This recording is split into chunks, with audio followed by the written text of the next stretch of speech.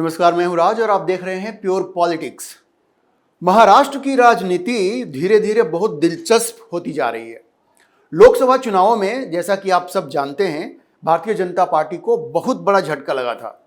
2019 में भाजपा ने 23 सीटें जीती थी, जबकि 2024 में ये संख्या घटकर मात्र 9 रह गई।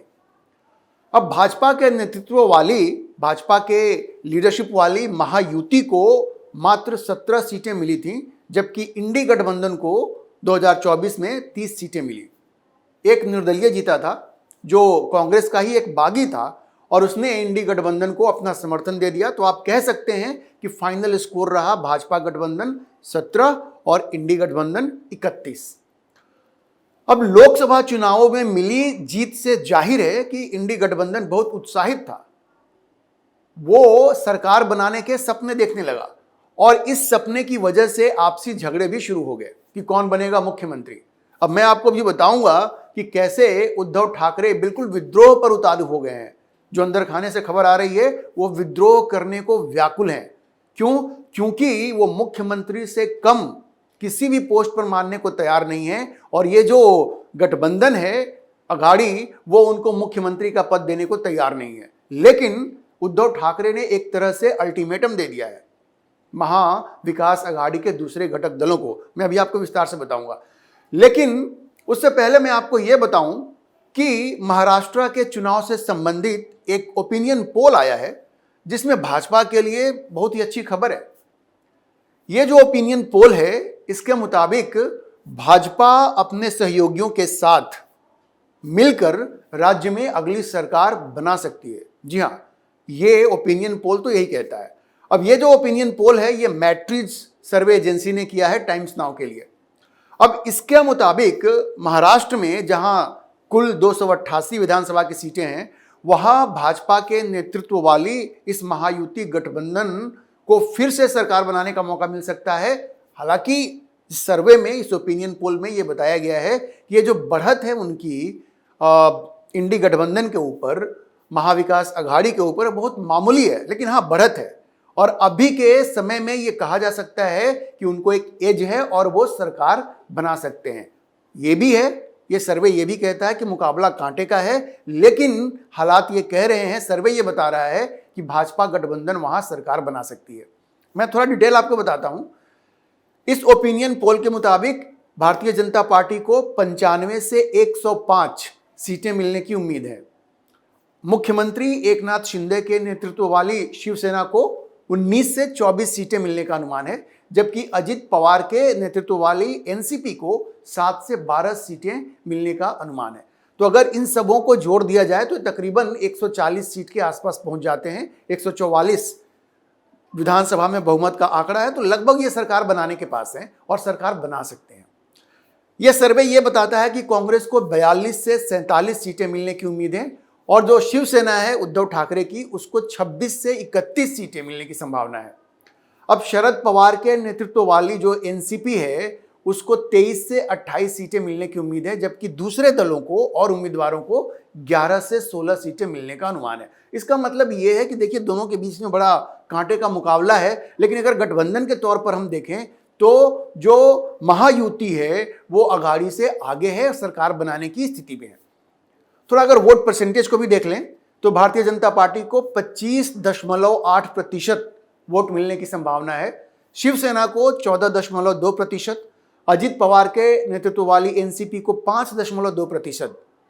वहीं अगर अघाड़ी की बात करें तो कांग्रेस तकरीबन 18.6%, उद्धव ठाकरे की शिवसेना को 17.6% और शरद पवार के नेतृत्व वाली एनसीपी को 6.2% और दूसरे को, बाकी जो बचे हुए हैं, उनको 12.4% मिलने की उम्मीद है। तो आप देख सकते हैं कि यहां भी एक एज है महायुति गठबंधन को। अच्छा, इसमें एक इंटरेस्टिंग बात यह है कि इस सर्वे के मुताबिक, इस ओपिनियन पोल के मुताबिक, महाराष्ट्र में मुख्यमंत्री के लिए जो सबसे पसंदीदा उम्मीदवार है, जो सूची है उम्मीदवारों की, उसमें एकनाथ शिंदे सबसे आगे हैं। जी हाँ, 27% लोग एकनाथ शिंदे को पसंद करते हैं मुख्यमंत्री पद के लिए, जबकि 23% लोग उद्धव ठाकरे का समर्थन करते हैं। उसके बाद 21% जो लोग हैं वो देवेंद्र फडणवीस को चाहते हैं और 9% लोगों ने शरद पवार का समर्थन किया। ये ओपिनियन पोल के आंकड़े बता रहे हैं कि इस रेस में अभी एकनाथ शिंदे सबसे ऊपर हैं और फडणवीस उसके बाद हैं। तो ये बातें इस सर्वे में निकलकर सामने आई हैं। भाजपा के लिए अच्छी खबर है और अगर भाजपा अपने कार्ड्स आगे चलकर अच्छी तरह से खेलती है, अपने अलायंस को ढंग से मैनेज करती है, ये जो सारी खिटपिट जो हो रही है, सीटों को लेकर के जो खींचतान हो रही है, खास करके अजित पवार के साथ ये जो खींचतान चल रही है, अगर इन सारी चीज़ों को मैनेज कर लिया जाए तो ये जो संख्या है और भी ज़्यादा सुधर सकती है और महायुति को एक निर्णायक बढ़त मिल सकती है। ये सर्वे तो यही बता रहा है। अब मैं आपको एक बात बता दूं कि भारतीय जनता पार्टी समर्थकों का एक बहुत बड़ा वर्ग है जो ये चाहता है कि भाजपा को मुख्यमंत्री की कुर्सी अपने पास ही रखनी चाहिए। उन्हें ऐसा लगता है कि मुख्यमंत्री की कुर्सी से समझौता करके और देवेंद्र फडणवीस को उप मुख्यमंत्री बनाकर भारतीय जनता पार्टी ने बहुत बड़ी गलती की है। अब जो मुख्यमंत्री हैं अभी जो शिवसेना तोड़कर आए हैं, एकनाथ शिंदे, वो क्या कुर्सी छोड़ देंगे? वो भी अब कुर्सी छोड़ने वाले नहीं हैं। और अगर उन्हें कुर्सी नहीं मिली तो फिर वो वही कर सकते हैं जो उद्धव ठाकरे ने किया। तो भारतीय जनता पार्टी की स्थिति क्या होगी? और भारतीय जनता पार्टी अपने इन समर्थकों को, जिनकी संख्या बहुत ज़्यादा है, उनको कैसे समझाएगी? पार्टी को कोई रास्ता निकालना पड़ेगा इन्हें समझाने के लिए। उन्हें विश्वास में लेना पड़ेगा ताकि वो घर से निकलकर बाहर आएं, बूथ पर जाएं और अपना वोट दें। वरना उत्तर प्रदेश का उदाहरण हम सबके सामने है। अब देखिए, वहां जो उनके कोर वोटर्स थे, जो बहुत सारे कारणों से निराश थे, घर से निकले ही नहीं, वोट ही नहीं देने गए। तो अब देखिए उसका क्या परिणाम हुआ। तो ये परिणाम महाराष्ट्र में भी हो सकते हैं अगर भारतीय जनता पार्टी इन चीज़ों पे ध्यान नहीं देगी और अपने कोर वोटर्स को कॉन्फिडेंस में नहीं लेगी। चलिए, ये तो बात हुई ओपिनियन पोल की और भारतीय जनता पार्टी की। अब मैं आपको ये बताता हूं कि कैसे उद्धव ठाकरे ने बिल्कुल विद्रोही तेवर अपना लिया है।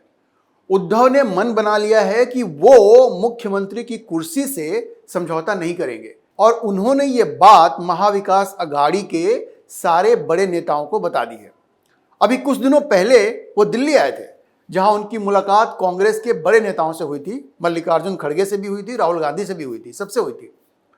और अंदर खाने से जो खबर आ रही है उसके मुताबिक ठाकरे ने बिल्कुल स्पष्ट कर दिया कांग्रेस के नेताओं को कि वो मुख्यमंत्री की कुर्सी से समझौता नहीं करेंगे।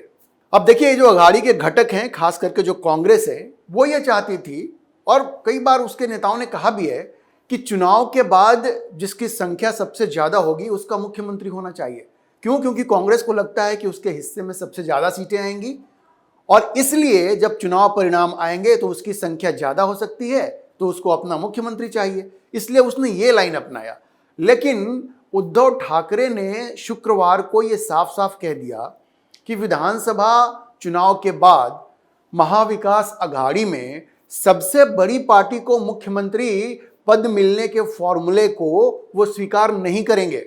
उन्होंने साफ साफ कह दिया कि ऐसे किसी फॉर्मूले को मैं स्वीकार नहीं करूंगा।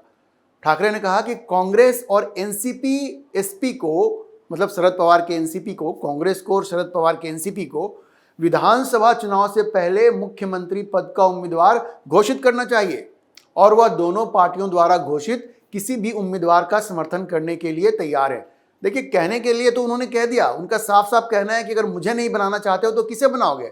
बताओ, क्या तुम्हारे पास कोई नाम है? उनको पता है कि इनके पास कोई नाम नहीं है। कांग्रेस कोई नाम देगी तो शरद पवार को मंजूर नहीं होगा, शरद पवार कोई नाम देंगे, कांग्रेस को मंजूर नहीं होगा। अब देखिए उन्होंने एग्जैक्टली क्या कहा, वो बड़ा इंपॉर्टेंट है। मैं आपको एग्जैक्टली कोट करके बताता हूं कि उद्धव ठाकरे ने क्या कहा। उन्होंने कहा, और मैं कोट करता हूं, मैं नहीं चाहता कि भाजपा के साथ जो अनुभव हुआ वह फिर से दोहराया जाए। हम 25 से 30 साल तक साथ रहे और हमारी यह व्यवस्था थी कि सबसे ज्यादा सीटें जीतने वाली पार्टी को सीएम पद मिलेगा। इसलिए इस तर्क से अगर आपको ज्यादा सीटें मिलती हैं तो आप सीएम बन जाएंगे। इसलिए मैं आपको नीचे रखूंगा, यह सुनिश्चित करने के लिए कि हमारा सहयोगी जीत न पाए और दूसरी पार्टी मुझे नीचे खींचेगी।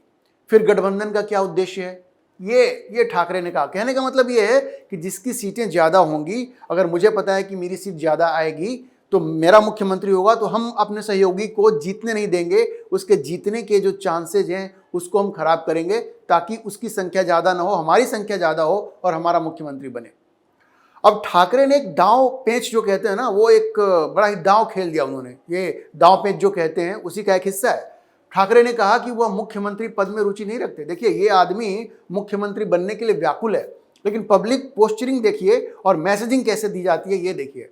उन्होंने कहा कि मुख्यमंत्री पद में मेरी रुचि नहीं है और कांग्रेस और एनसीपी द्वारा तय किए गए किसी भी संयुक्त उम्मीदवार का समर्थन करने के लिए वो तैयार हैं, लेकिन यह विधानसभा चुनाव से पहले किया जाना चाहिए। उनको पता है कि इनके पास कोई दूसरा नाम ही नहीं है, ये दोनों आपस में अग्री नहीं करेंगे, इसलिए वो अभी से उनको प्रेशराइज कर रहे हैं कि अगर मैं नहीं तो कौन, बताओ, तुम नाम लेकर के आओ।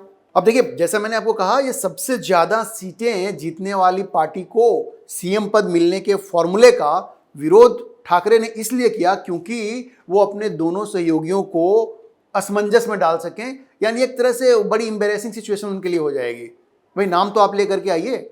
और ऐसा नहीं है कि इस चीज को कांग्रेस या उसके नेता नहीं समझ पा रहे हैं, ये कांग्रेस के नेताओं को यह बात भली भांति समझ में आ रही है। अब इकोनॉमिक टाइम्स से बात करते हुए कांग्रेस के एक नेता ने कहा कि ये जो उद्धव ठाकरे हैं, ये विधानसभा चुनाव से पहले उनको मुख्यमंत्री पद का उम्मीदवार बनाने के लिए मजबूर करने की कोशिश कर रहे हैं। मतलब वो कांग्रेस और एनसीपी को मजबूर कर रहे हैं कि उनका नाम मुख्यमंत्री पद के लिए डिक्लेयर किया जाए।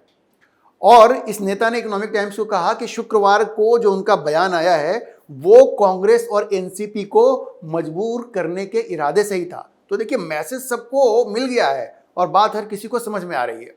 अब देखिए, कांग्रेस के नेताओं का यह मानना है कि कांग्रेस या एनसीपी चुनाव से पहले सीएम का जो कैंडिडेट है वो कौन होगा ये डिक्लेयर नहीं कर सकते, क्योंकि अगर वो ऐसा करेंगे तो उनकी जो अपनी पार्टियां हैं उसमें अंदरूनी कलह पैदा हो जाएगी। अब कांग्रेस में भी कोई एक राय तो है नहीं कि कौन सीएम कैंडिडेट बनेगा, और फिर जो कांग्रेस कहेगी वो एनसीपी नहीं मानेगी, उसमें भी कोई एक राय नहीं है।